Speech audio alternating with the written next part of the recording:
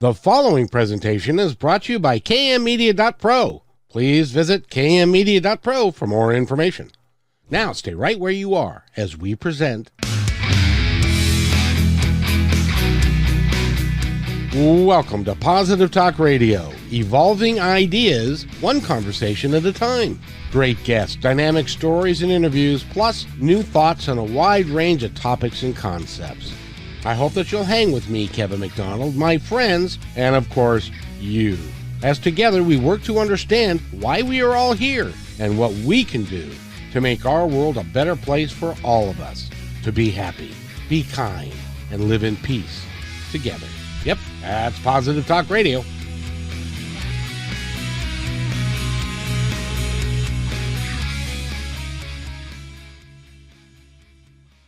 On a Positive Talk Radio, we've got a great guest for you today, and it's a very timely guest as well. She's been on the show before.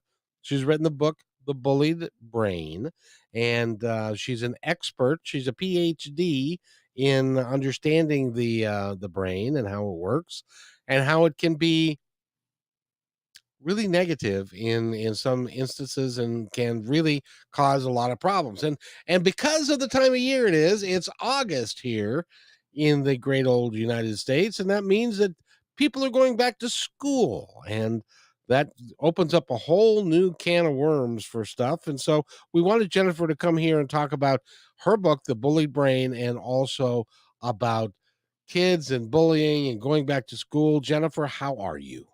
I'm great. Thank you, Kevin. Thanks so much for having me on the show. Oh, you're more than welcome. And I just want to make sure everybody knows, if you go to YouTube, she's been downloaded quite a little bit, and I hope it didn't hurt.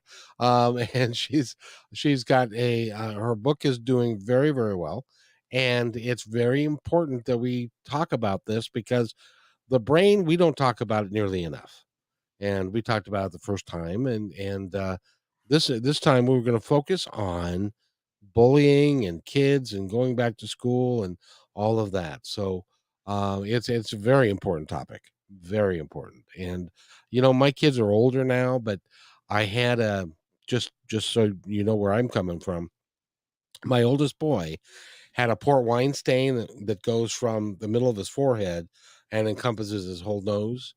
And so he spent his youth in school being bullied incessantly every day because he was Rudolph the Red-Nosed Reindeer.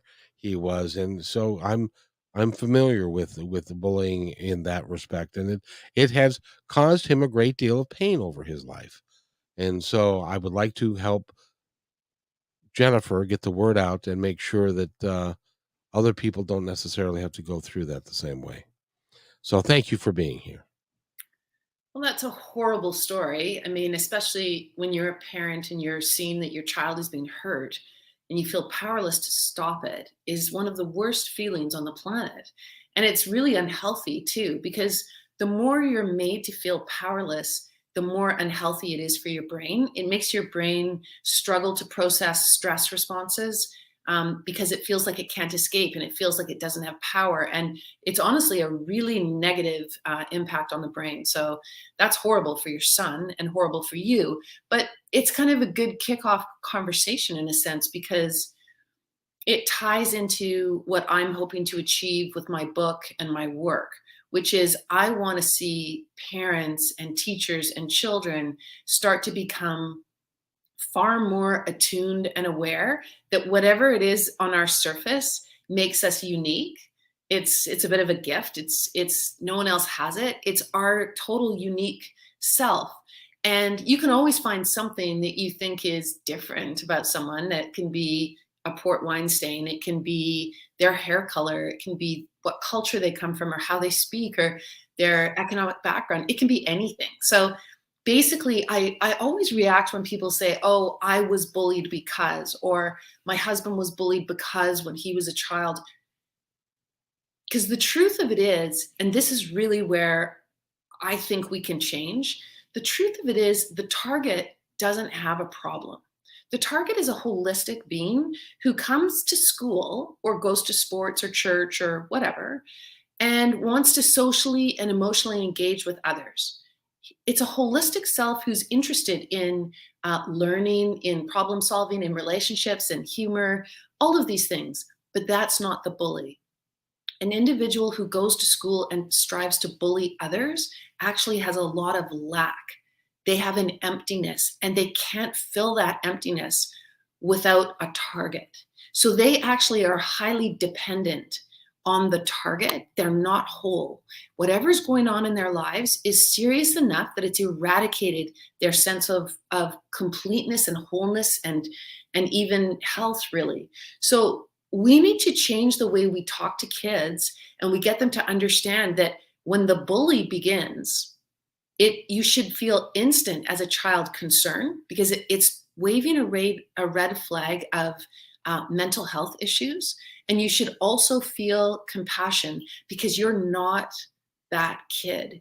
And you should go and tell a teacher when that begins, that type of behavior, because the child is signaling it is an absolute cry for help. But we have such a backwards and broken system. We don't think about it from a brain point of view. We ignore our brains all the time.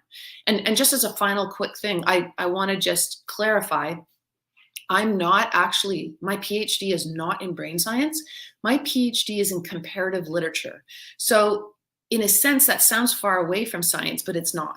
Because what we do is we're trained to take different discourses and we pull them out of their silos and we put them into an arena and we see what happens. So, what I did was, this is my fourth academic book. What I did was I took abuse and I took bullying and I put like medicine, psychiatry, psychology, and neuroscience into the arena to see if what we're told in society is accurate from a sort of a health and science perspective, or if it's a false bill of goods. And what I found out was what we think about bullying, what's being hammered into our heads, is a false bill of goods. When you put science in the arena with bullying and abuse, the entire conversation changes. How do we get the word out about that? Because you're right. When my son was growing up, and I knew every day when he went to school, and he would come back with stories about what was happening to him, and it was, and we talked to his teachers, and we talked to anybody we could, but there's no way to stop it. There's no way to protect him, other than to homeschool him, which would have not been the right answer for him either. So how do we get people to understand, especially because you're right, the people that were bullying him were dysfunctional kids coming from dysfunctional families by and large, and they felt less than because he was a big, strong, strapping young guy that happened to have a port wine stain on his nose. Other than that, he was athletic, he was strong, and he was. So they used him as a way of knocking him down a peg to try and raise themselves up. Does that happen? Is that am I wrong right in that? No, that's exactly what's happening. Absolutely. If you look at it from a brain point of view, so imagine the child in the dysfunctional home, and it could be anything. I mean, families have troubles, right? It could be financial, it could be a divorce, it can be there's abuse, and in other words, you have intergenerational trauma. A traumatized parent is acting out their own trauma with their kids. We know this; it's all very well documented. So the kid that's put in that situation at home is absolutely flooded with cortisol. But before we get to that, what's happened is their system is activated. Their stress response system is on high alert. The child might have become hypervigilant. And so all of the brain power that should be going to creativity and friends and problem solving and curiosity and empathy and compassion, all of that has gotten channeled into a brain that is looking for the next attack. And so that child is in a situation at home where they cannot get release or relief. They can't calm their system down. They can't stop from being very activated, which is pumping them full of cortisol, which is it's a healthy stress hormone. If you are in a situation where you're faced with a predator, you need to pump it up. You've got to run away, or you have to fight the predator, or you have to freeze so the predator doesn't see you. I mean, we are animalistic human creatures, and we are trained just like all the creatures that we live with on the planet. We're trained to survive, and so we have those same responses. But if you're going to a home where that predator is there all the time, and that predator can be divorce, that predator can be poverty, that predator can be abuse, or even a sibling that's older and bigger and makes your life a hell. It can be a number of things, but your brain continually is pumping up this sympathetic nervous system. You're flooded with these hormones. You go to school, and that's where you seek someone that you can do it to get it away from you. It's almost like a virus. You're trying to pass it on to someone else to get it out of your own system to get some relief. So when you say dysfunction, it's this whole cycle. And I mean, I truly believe if we taught kids this, and we said to the kid in the home that's struggling, hey, when you get to school, that's your opportunity to find the right adults, the trusted adults who can help you and help your family if they have the information. This is a team effort. We're going to do what we can, because to have a super unhealthy, unhappy, aggressive kid at school is only infecting other kids. It's like your son. It's not healthy. And in my son's case, the teachers, all of this is done kind of in secret. It's all on the playground. It's all in a place away from adults, to where they use that. And so it becomes, for them, it becomes an outlet, I suppose. It's kind of a sick thing when you think about it. When you think about bullying somebody, um, and but nobody would come to his aid either. When so it's a societal thing that we need to really understand a lot more about how to do it. But I was curious, because being a bully, then basically what you're saying is your brain is wired to be a bully, or it turns into that based upon what happens to them as they're going through the dysfunction they are. Is that right? Well, okay, so it's excellent that you put it that way, Kevin. So what happens is every single child, their brain is born wired for empathy. The brain is born wired for empathy because human babies are utterly dependent on adults for many years, unlike other animals in the wild.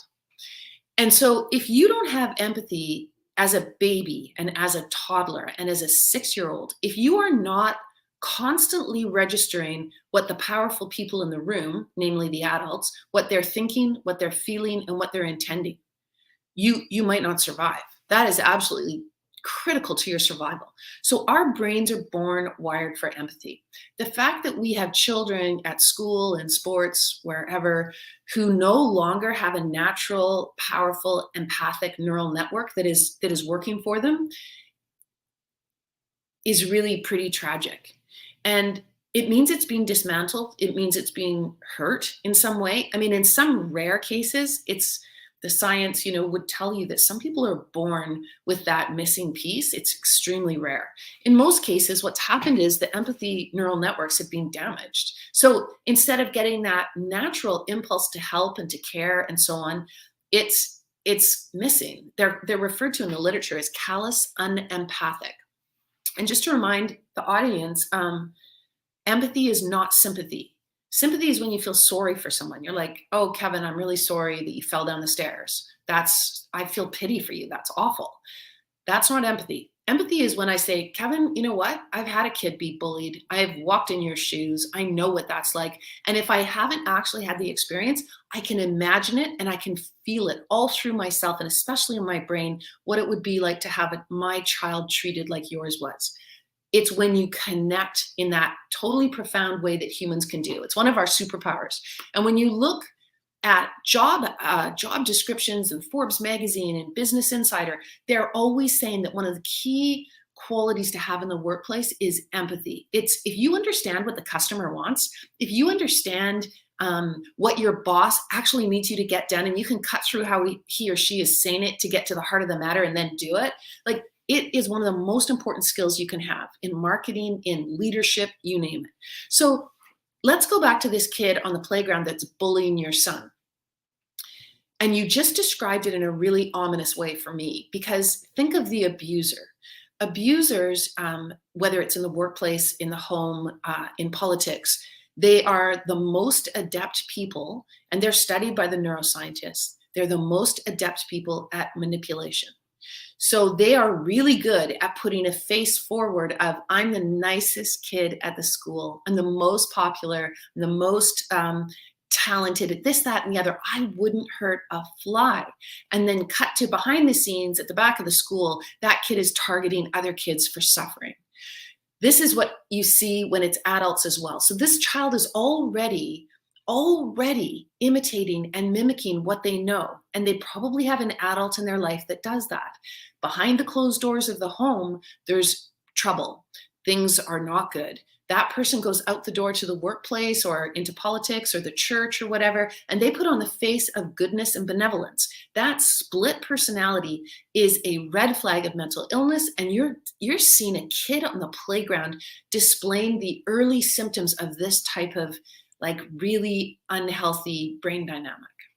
Yeah, they used to call that, I don't know, I may be dating myself here, but they used to call that the Eddie Haskell syndrome.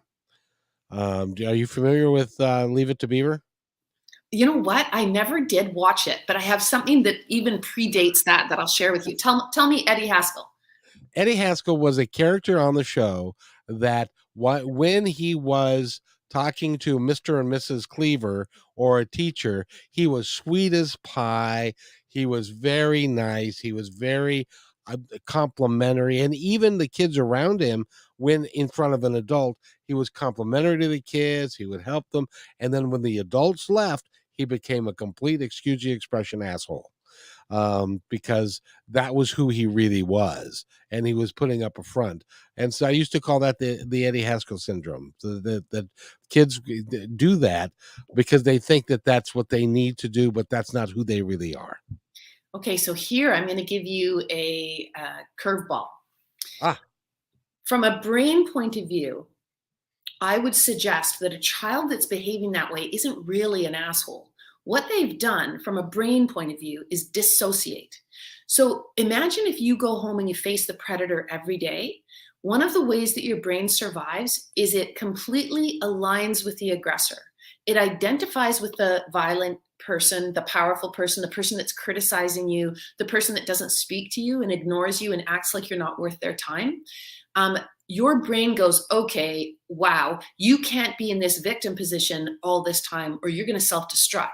You know what we're going to do here? We are going to dissociate. You're going to cut that part of yourself off that's suffering, that victim, that quivering, that heartbroken, that afraid child. You can't afford to be that. We're not going to make it if you keep doing that. Let's align with the aggressor. And then what do? You take the aggressor to school. The aggressor acts out the power on lesser, smaller, maybe oftentimes it's more talented. You want what that kid has. I mean, I would argue the port stain thing that your son had was it just merely a, oh, this works. I can tap that vulnerability for him, but really I want his athleticism. I want the fact that his dad and mom come to the school and fight for him. I want his life. Maybe I can take it so that I can put my two broken selves together. My actually sweet, loving self that I want to bring to the world, but I can't afford to be that guy. I've got to be the aggressor. I'm not going to survive. it is really fascinating to talk to you. I have to tell you, because we don't understand any of this, by and large. When we start talking about bullying and the reasons for it, and I've never heard it put the way you just put it, which is really profound. And it also, from what we talked about last time, it also changes the brain itself, doesn't it, over time? Well, I mean, that's one of the key things that I hadn't really thought about, and I was surprised when I found out. It's and the kids don't know this. So again, if we taught our kids, hey, here's the bullying dynamic that you're probably going to face. It's pretty hard to avoid. It's all our society has normalized bullying, so you're going to encounter it because kids are imitating adults, and adults are. You don't like to say it, but the fact of it is, and the truth of it is, adults have created a bullying and abuse paradigm. We're all living in it. We grew up in it, and it's ongoing. We can see it in the highest Political circles with the most prestige and power in our entire world, we watch them publicly bullying and are not held to account, all the way down to the playground. And you can just look at all the different steps in between: sports, religion, whatever. It's everywhere. Okay, so if we say to our kids, you know what, you're going to encounter this behavior, this phenomenon. Here's what you need to know. First of all, if a child is bullying another child or they're bullying you, that child is damaging their brain. That's how serious the behavior is. They are really harming their brain in serious ways. And they should get instant intervention. They should have medical attention. The doctor should be assessing their brain and helping them put together a plan with their parents on how to get their brain back to organic brain health. Because if you did an EEG, if you did an assessment, you would find out that that brain is on track to really unhealthy ways. And it can be saved, it can be restored. Our brains are incredibly responsive to evidence-based practices. That's the most exciting part of the research. We are all empowered by what we do to change our brains to be as healthy as we want them to be and as high performing as we want them to be. So this is what I think we need to tell kids. We need to sit teachers and kids and everybody down and say, okay, look, if somebody demonstrates bullying behaviors, they're mentally and anatomically within their brain, there's things that are not healthy and well. We all have to work together to help them get better. Instead of saying to kids, oh, you're going to feel a lot of shame, you're going to feel a lot of fear, you need to go home and tell your parents. Why should you? Your brain's not in trouble. You're not bullying anybody. You're not showing big red flags of mental health issues. The kid that's bullying is. Shouldn't you help him? Her? Yes, you should. Yes, you should. Now, I want to ask you too, if you are bullied like my son was, it also has um, negative brain consequences too, doesn't it? Well, absolutely it does. So imagine your son. Your son is having to go to school now and he's got to face the predator at school. So the predator that's causing him to feel shame or fear, feel threatened, feel less than, feel worthless, that predator is ramping up your son's sympathetic nervous system. This is what I mean when I say it's a virus, right? He catches the virus at home and he brings it to school. And then he infects other children. If he didn't have your son, he'd find someone else. He's looking for a target because he's not whole and he's not well. He wants to pass the virus on. Now your son's got it. So the person that's that's doing the bullying behaviors, you know, they're watching. It's almost like your son gets pulled into their psychological or their neuroscientific drama because they get to watch your son enact the role of victim, which is very reassuring for them because then they can feel once again that yes, indeed, they're aligned with the aggressor. So imagine this, and this research is in my book. British parents go to some of the fanciest, most expensive, most prestigious schools in Britain. And it is full of remarkably abusive adults, like just shocking stuff. You don't even want to read it. It's so unbelievable. It's like reading about residential schools. You're reading about the most mentally ill adults you've ever read. But this is the most expensive, prestigious schools in Britain. This is all just being blown up and uncovered in the last 20 years. So imagine you, Kevin, have gone through that school system. You were brutalized by your teachers, physically, maybe sexually, definitely emotionally, probably physically as well, lots of beatings. So now you're a dad. What do you think you're going to do with your son? I'm going to model the behavior that I was taught. And there's also a measure of power, it seems to me, that if you can treat your son the way that they treated you because that's how you think it's supposed to be, or some sick thing like that. Because it really is a kind of a sick thing. Because like in my son's case, two of the guys that were his worst abusers were a set of twins who were small and they felt inadequate because they were small. And they were like, I mean, they were like 80 pounds or something. And so they were abused or they were bullied because they were small. So they turned it around and teamed up to bully my son, who was bigger. So it really is a insidious thing, this bullying thing, and how it works. And but the major thing is it affects your brain, and you have to learn how to recover from it. So, my next question then is, Kevin, imagine that the teachers that brutalized you as a child, including pedophiles, are still at the prestigious school you went to. Where are you going to send your son? I would not send him there. Yes, you would. I would? Yeah. Oh, that is just so sick. Well, okay, there's the key word. It is an illness. Yeah. There's a part of the body that's being damaged that's not making healthy, compassionate, empathic decisions anymore. And that part of the body is the brain. You have a really hurt brain that would make you make a decision like putting your son back into the school system where you were abused. You see, it's a cycle. You can, in this moment, people can understand intergenerational trauma, right? Yeah. You do what was done to you because, just as you said, it sculpted your brain. Like if you looked at your brain growing up at a wonderful school and your brain growing up at a highly abusive school, your brain would look radically different. It would be shaped and anatomically, and the way in which it functioned on an EEG, which is just a brain scan, it would be radically different. But we live in a society where we think the brain is just the brain. We don't know that. We don't think about it. We're not taught it. And so this is what I'm trying to like shine a spotlight on in my book, is to say we all have to learn this because it's a game changer for how we raise our kids, how we lead our lives, how we treat other people, and how we understand what's being done to us and how our brains gotten shaped. And the beautiful thing is we have the capacity to change our brain until the very last moment we're on the planet. So if you're listening to this going, you know what, I really want to address my the fact that I fly off the handle, I lose my temper. Can you do that? Absolutely, you can. Just like you can change your ability to play the violin if you put in daily practice. You can't right now, and it sounds horrible to hear you on the violin. None of us want to hear it. Cut to 6 months of daily practice with a good coach. We would all be enthralled with what you're playing on the violin. Same thing with emotional intelligence. It is something that you can sculpt and shape and build in your brain.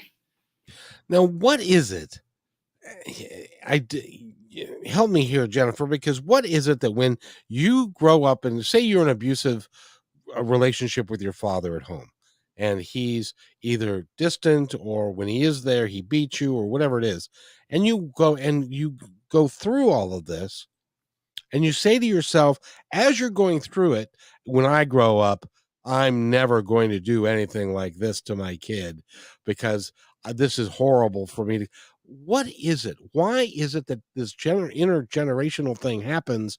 Because it does. It goes from the seven generation rule. It goes from father to son to son to son to son. Where is it that we lose the ability to say, I've had this happen to me. I'll be damned if I'm going to let it happen to my kid, and I'm going to change. Why? What happens to our brain there? You know, in the neuroscience research, they would call that activation energy. So activation energy is when you do that. You say to yourself, you know what? I will not create the home I grew up in.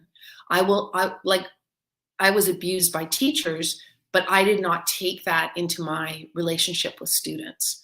Um, and it's actually such a huge question. Let me give you a small understanding of it from my small point of view. I personally think the neuroscientists are going to get more and more clear on what is activation energy. What is it that makes one person be able to make that change and another one struggle so hard? Um, and I think there's so many complex factors in it. Like one of them for me is I being gifted, and I was just lucky that it was something that I could do. I was gifted with an amazing education. Well, if I hadn't had all the studies that I've done in literature and psychology, and literature and reading is one of the best ways on the planet to develop empathy. Deep reading, like reading really hard stuff, reading about people who you don't relate to at all and you can't even imagine.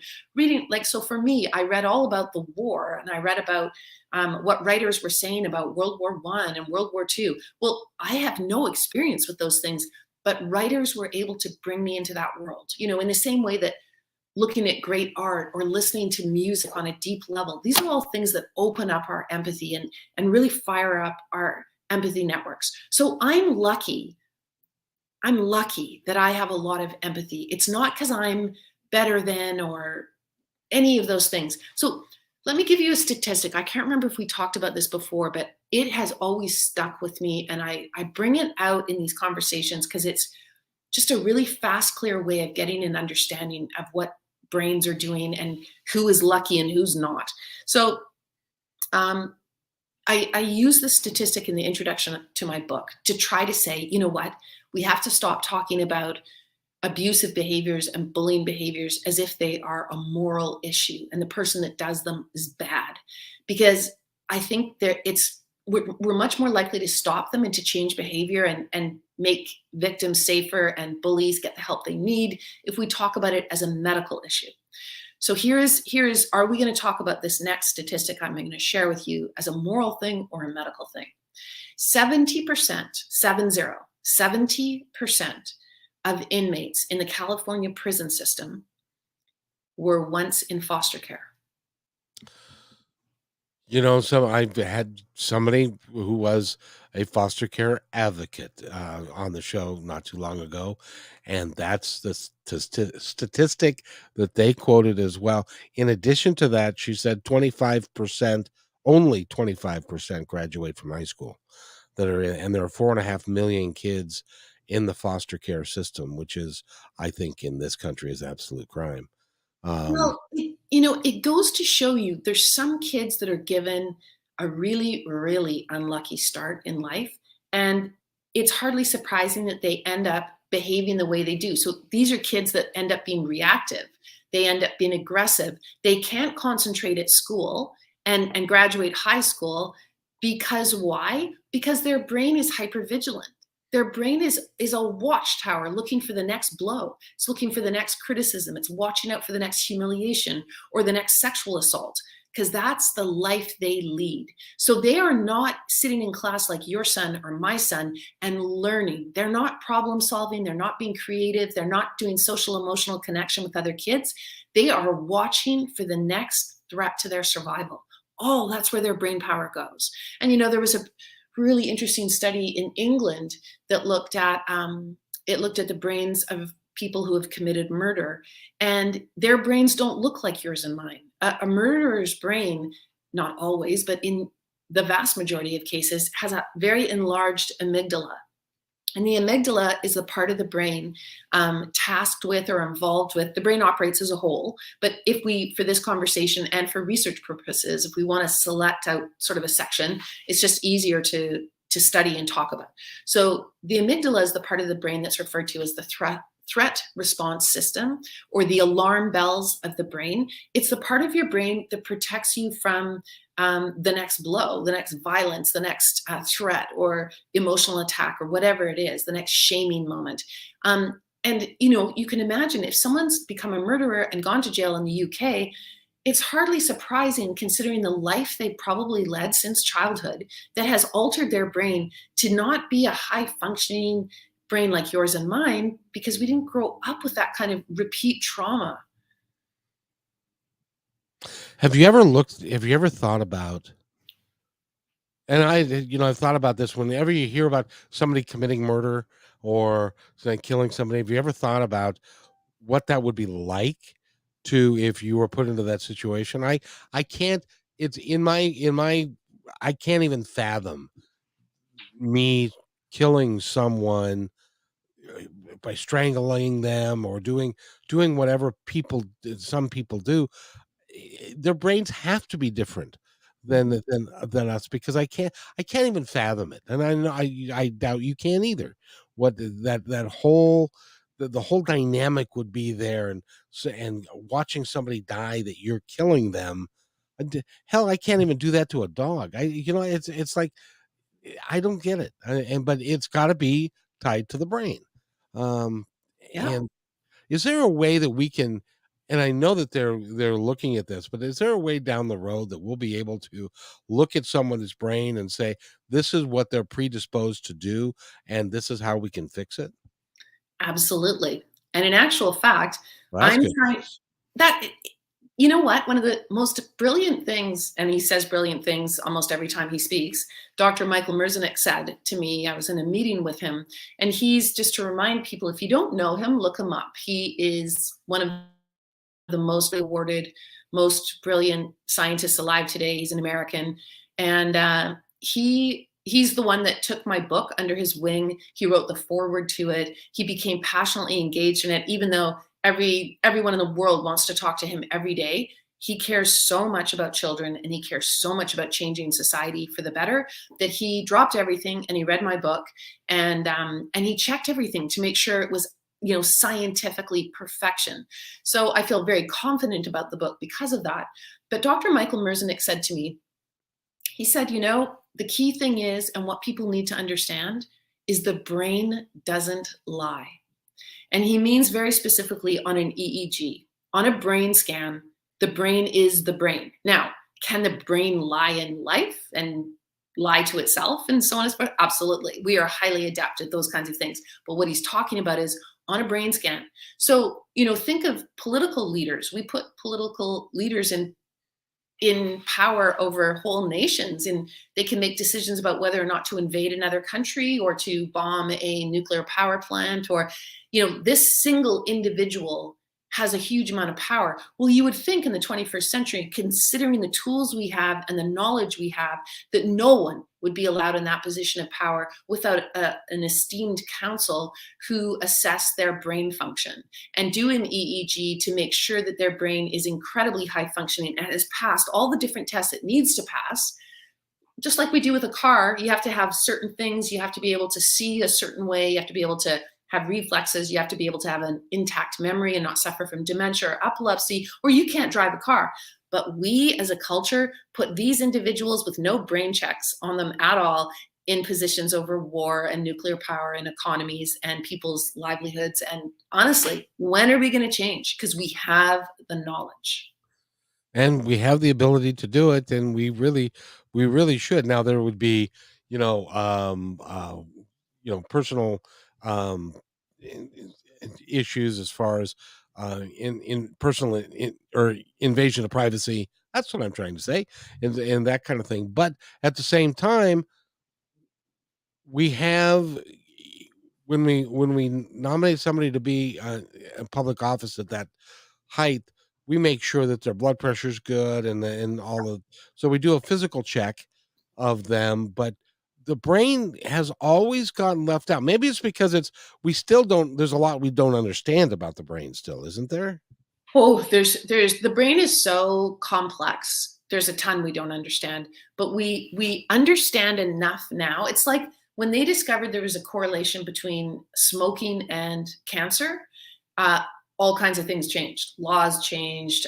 Companies were held. You couldn't get cigarettes, until you were 18. Everybody had to see the marketing of the blackened lungs on the package and to better inform their decision.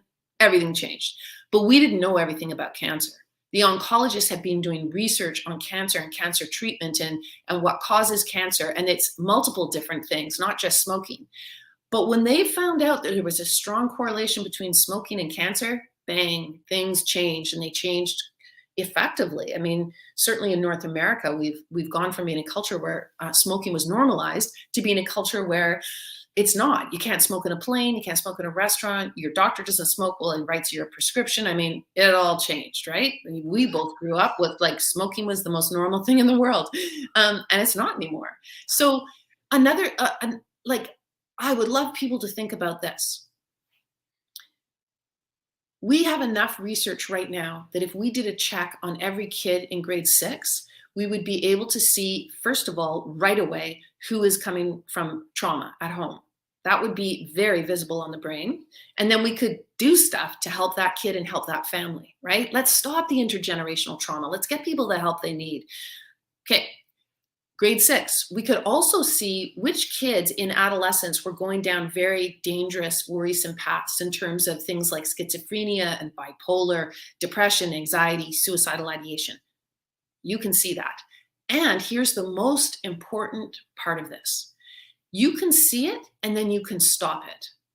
If you put those kids, all of them, through daily brain training, this is all designed by neuroscientists. If they were doing their daily brain training and the teacher was monitoring and encouraging and helping, and if a kid couldn't focus for the full 30 minutes online, gamified training, that's okay. They could start with 5 minutes a day and they could build up to half an hour a day. But what you would be doing in your country is helping every single kid avoid mental health issues. You would be helping every single kid strengthen their brain. You would help all those kids become better athletes, and you would help them launch their careers in much more effective, useful, contributing, tax-paying ways. And you would keep a bunch of them out of the criminal justice system. So why aren't we doing that?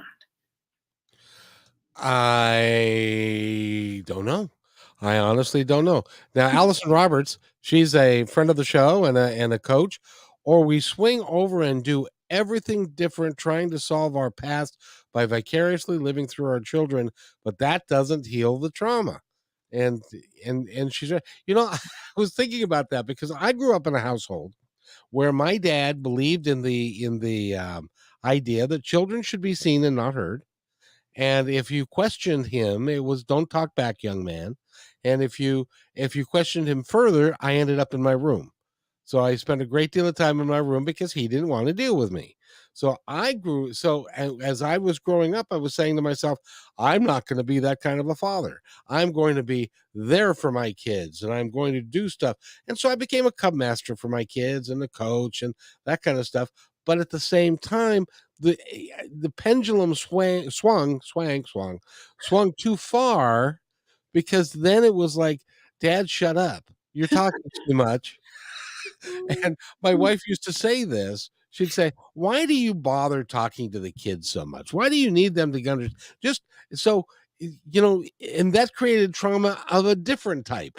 So, yeah, I guess it just continues. But I love the idea of I'm curious, why don't we do, just as part of a physical, why don't we do a brain scan so that we can see what's going on with our brain? Yeah, no, I just to a nod to Allison's point she's making there, and you just described the phenomenon perfectly, Kevin. Right? You overcompensate in your attempt, like all of us parents. Parents who are really struggling and end up hitting their kids or whatever. Everybody's trying to do their best. We're all navigating our own traumas. We're all trying to be in the present and cope with the past, and we all have to work, so we don't have time to like really do the trauma healing. Like, it's hard. I don't think that we can have lots of judgment about anybody. All we can do is try to keep learning and laugh at ourselves when we are overcompensating, and you know do what you're doing, Kevin, which is create a platform where people can talk and share ideas and think differently. But to go back to Michael Merznick, I would do anything for the guy. And he's just honestly on a path towards launching the research project, longitudinal study. We're going to try and do it in Canada. And it would do exactly that. We get our kids' teeth checked. We get their eyes checked. We get their ears checked. They go to the doctor and they get their blood checked if there's something wrong. But we never look at their brain. And the brain is the center of everything. So if Michael gets his way, we will launch an 8-year-long study in Canada where grade sixes get their brain assessed. And then we show year after year after year in the research how much healthier we can keep their brains if we have them do brain training. It's pretty exciting. I mean, of course, nobody has stepped up with any funding, but anyone listening, if you've got a few million, give me a call. Yeah, well, it seems to me that um, we could solve a whole bunch of problems. There was a guy that was from the Northwest. His name was Ted Bundy, and he was a serial killer. And I'm willing to bet, and he was known as it's went through the trials and everything. He was known for somebody who had no sympathy, no, and that would show up in the brain, I would think. Am Yeah. I right in that? Absolutely. So here's interesting, and this, I mean, for people that are interested in this kind of research, it's in my book. But just to give you kind of the overview, like with the kinds of questions you asked, Kevin, I was looking at like what's going on in the brain of somebody who's a narcissist. What does a Machiavellian's brain look like? What does a psychopath's brain look like? And what the studies show, and of course, this isn't the answer to everything, and it's not a limited part and there's no complexity. It's a complex issue, of course. But let's talk about what they see on brain scans.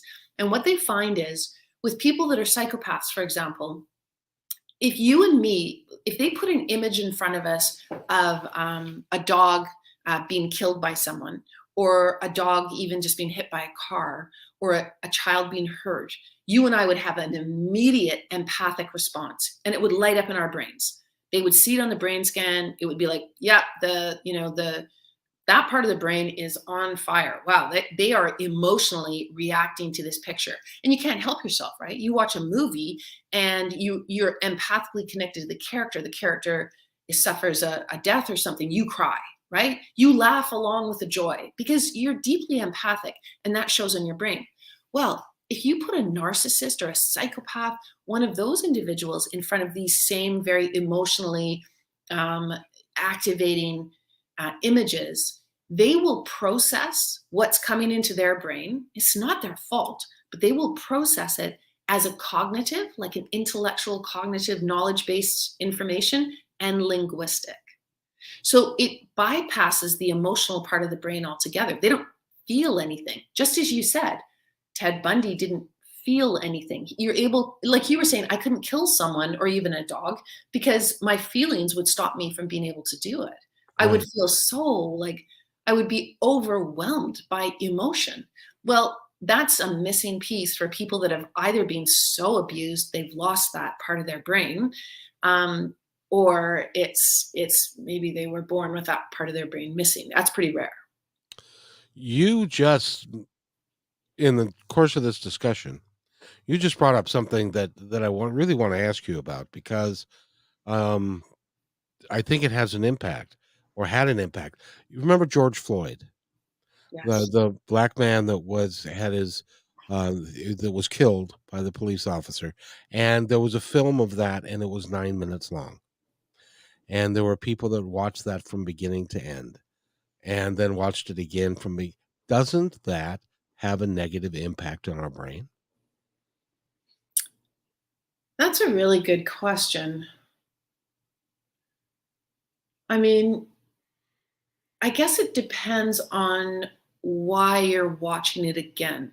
If you're watching it again because you feel a powerful sense of injustice and you want to study it, so you want to see in the film maybe what is the expression on the face of the police officer. I'm blanking on his name that brought about this death. Do you Oh, want? you don't need to mention his name. He he he had a the look on his face was of total apathy of what he was doing was not even to another human being, and it was just frightening for me. But then that brings in the next step. Then brings in when you watch something like that, in your intention behind watching it will create, and so that takes us back to the spiritual side, which is intention is everything. Mhm. Yeah, it's a really good point because I in my life I tend to be like you. I've got very heightened emotion and very heightened empathy.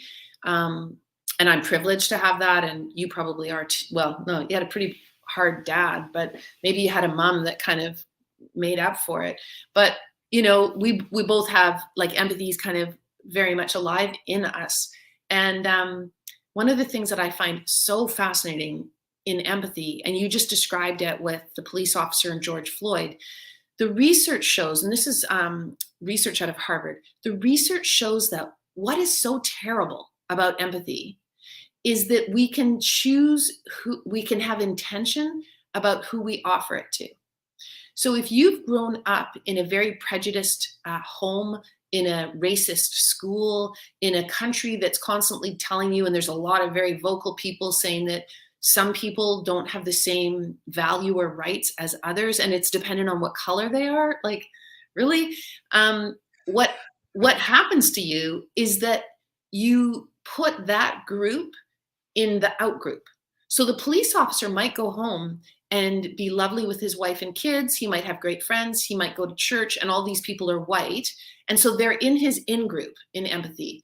But people that are from other races are in the out group, and he has no empathy for them. Just as you described, his face is just, it's a blank. It's callous and empathic.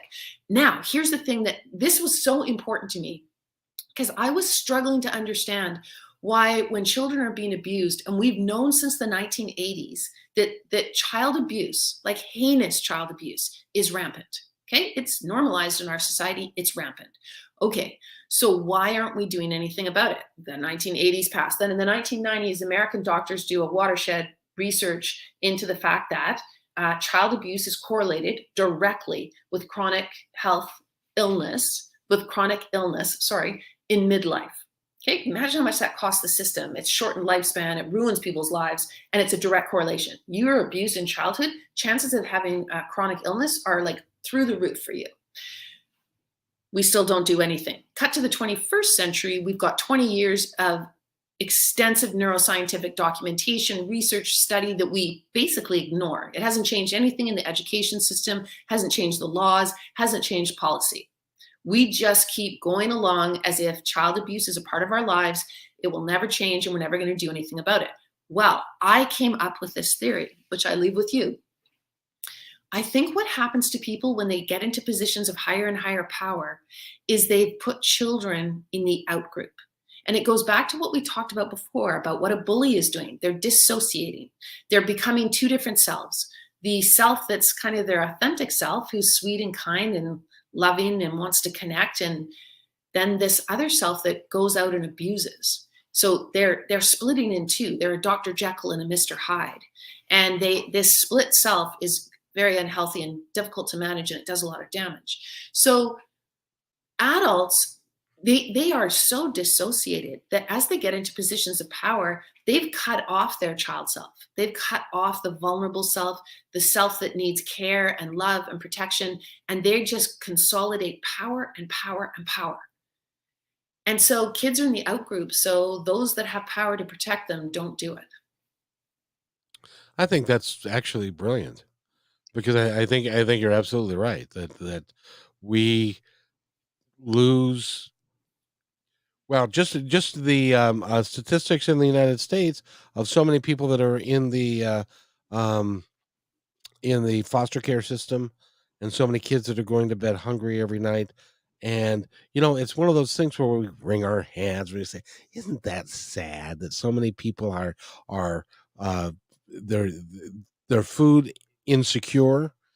Which means they don't have enough of that particular thing, and oh, isn't that so bad that we've got um 4 million kids in foster care? We really should do something about that.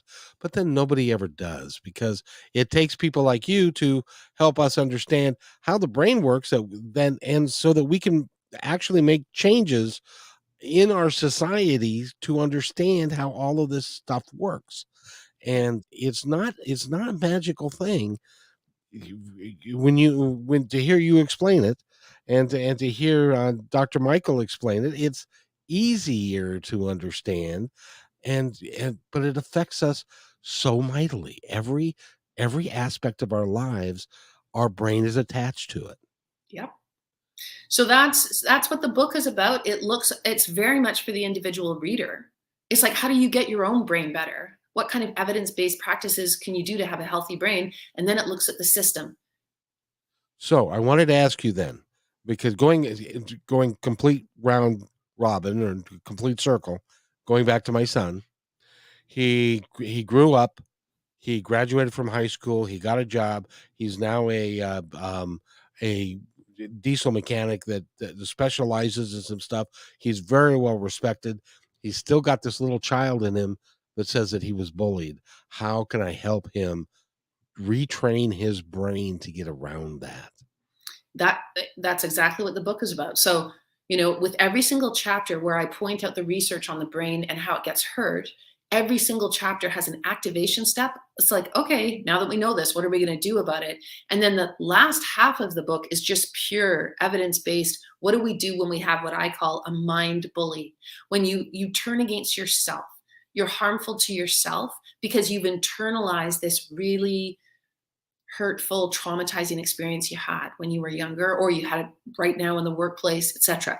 We, going back to fight, flight, and freeze, the fight person goes out, arms up, and it is in aggressive bullying behaviors. But the flight person or the freeze person is more likely like your son. It's like me. I internalize what was done to me. I'm not a big like aggression person. So I just turned it against myself. So I dissociated. I had the high academic who was, doing so well and, passed my dissertation with distinction. And oh, my dissertation's getting published by Florida University Press, blah, blah. I had that persona.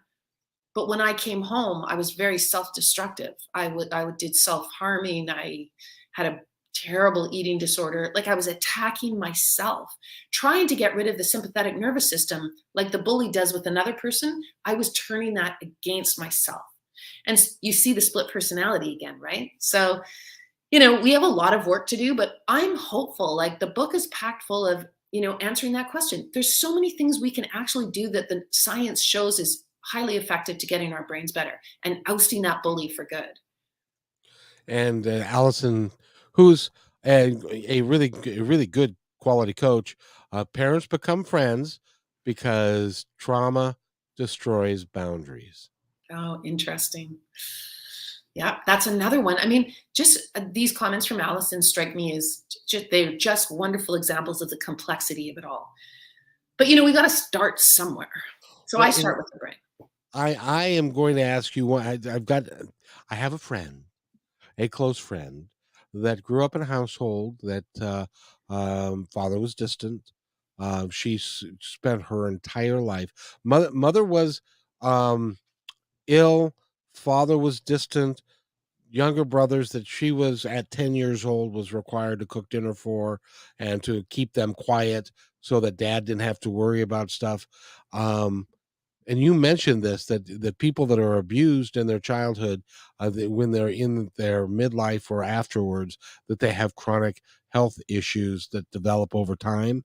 And she chased her father his entire life for his approval and never really got his approval, never really got something that she could hang her hat on and say. She even picked a different career. She would have loved to have been a teacher, but she picked a career at the same company that he worked at because she wanted to gain his approval.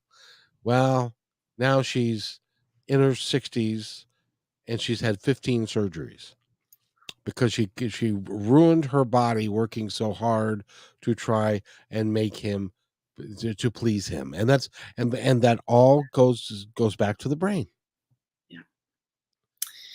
And that happens to a lot of us. It really is pervasive. And I got to tell you, Jennifer, I love having you here because I could spend hours and hours talking to you because when you put it the way that you do and in concert with what Allison has to say, it really we really can make some changes in the world, and we have the technology, we have the understanding, we have the coaches, we have the ability to get that done. And that's hopefully shows like this will help get the word out a little bit more so that people understand that we can make a change and it can be done. And thank you for writing the book and thank you for what you do. Now, thanks so much for having me on the show. And I really hope your friend gets a fabulous mental health professional, a coach in her life that galvanizes her, that activates that activation energy, makes her change, makes her realize that the only person she ever answers to is herself. She needs to approve of herself. And really, the hardworking mental health professionals who are so beleaguered right now post COVID, they are wonder workers. But if you could bring to them a healthy organic brain because you've done your own work on it, that helps them do the kind of specialized work they need to do. It can also change your if you change your brain, you can change your physical nature of what's going on with you, can't you? At least I think. Absolutely. Like, as we've talked a number of times about the sympathetic stress response, it doesn't just attack and damage the brain, it attacks and damages the body. Boy, I tell you, and, it's tough because I think the older I get and the more people I talk to, the more I realize that everybody had some form or another of dysfunction in their childhood, Huh. and so we all have got damaged brains at one point or another, that really we need to work with and need to understand. So, I get the book, The Bullied Brain. You can pick it up just about anywhere, and it's doing really well. It's a 5-star review book on Amazon, so, it's will help you. And then you're right. Go get a coach, or get 2, or get 3. Yeah. Yeah. Well, thanks so much, Kevin. It was really great to talk with you as always. I'm sure we'll jump back on again with the next event that comes up or idea we want to share. And it's lovely to speak with you. It's lovely to speak with you too, and I would love to talk about, since he's in the news right now, I'd love to talk about my favorite narcissist. He's always in the news. We could talk about that one day, but oh my goodness. Well, we wouldn't talk about him because I don't need any hate mail. Um, so, No, oh, but we need to talk about some of those things. But it's been a pleasure having you here, and I'm going to set myself aside so that you can tell our audience anything that you'd like them to know. Those that are listening now, and those that will be listening in the future. I just think the final thing to know for all of us, the most exciting, most inspiring, most empowering is that our brains are innately designed for repair. They're innately designed for restoration. So all that's waiting is for us to get informed and then get to work on the evidence-based practices that will bring our brains not just to organic brain health, but beyond. And this is why elite athletes use, like the top athletes use the brain training and these different types of techniques to keep their brains super high performing. It's a key part of what they do, and the rest of us can do it too. And I just find that really hopeful. Yeah, it's like I don't know if you follow professional golfing at all, but I probably think not. you asked me this last time and put me on the spot, and I had to tell everybody I don't follow professional golfing last time. Well, and because it used to be that it wasn't a thing, and everybody thought that that was kind of weird, but now visualization within the sports community is very, very big, because before you can do it, you need to think about how you're going to do it, and if you can visualize yourself doing it successfully, your opportunities and your ability to do it is much better. That's why you see golfers before they'll address the ball, they'll stand behind it and they'll look at where the shot's going, how high it's going to be, how long it's going to be, and they visualize it. So and then they work to create what they visualized, and that's part of training your brain, I would imagine. Brain research shows that when you do that, your brain is actually activating and firing up all your muscles as well. It's like you are doing the exact movements and everything. On a brain scan, it shows. And that's why when you rehearse it in your brain, then you go do it, your brain, when it goes to do it, says, oh, yeah, I did this before. So the brain doesn't really attach whether it actually happened or whether you visualized it happen. To the brain, it's the same either way. Yeah. It's like this is why when you start to get mindful, you have a lot more healthy control over how your brain is reacting because your brain can't see. So if you and I were sitting here and you were having an anxiety attack about public speaking, you would be communicating to your brain with all your bodily reactions, your increased heart rate, your blood pressure going up, you're starting to sweat a bit. You might be pumping more oxygenated blood into your brain, all these different things that happen. That's the sympathetic nervous system. If you're ramping it up with all of your feelings about public speaking, your brain is like, oh, there's a predator. There's a predator in the room. He's full of anxiety. I've got to make a plan. What are we going to do here? Are we going to fight? Are we going to flee? And you're ramping up all this cortisol and adrenaline, but there's nowhere for it to go because really all you're doing is having a fit about public speaking. This is why we need to learn how to work with our brains and not against them. Next time that we have to do this again, because I've got no more questions now than I had in the beginning. But I really appreciate you coming here, and I want to honor your time. So we've been talking with Jennifer Fraser, and she has written the book, The Bullied Brain. Go get it. And if you want to go to her website, how do they get to your website? It's bulliedbrain.com. Oh, that's easy. Yeah, Even I could do that. bulliedbrain.com. Oh, very cool. Jennifer, thank you so much for being here. And if you'll wait right there, I'll be right back. Hey, thanks for enjoying this episode all the way to the end. Please give us a like and subscribe to this channel. This has been a production of PositiveTalkRadio.net. Please visit our website, oddly named PositiveTalkRadio.net, for more details about us and our mission, which is to provide great positive programming designed to inspire us all. I'm Kevin McDonald, and I'm proud of these shows, and I truly hope that you'll like them and share them with friends and family. So on behalf of our entire team, remember,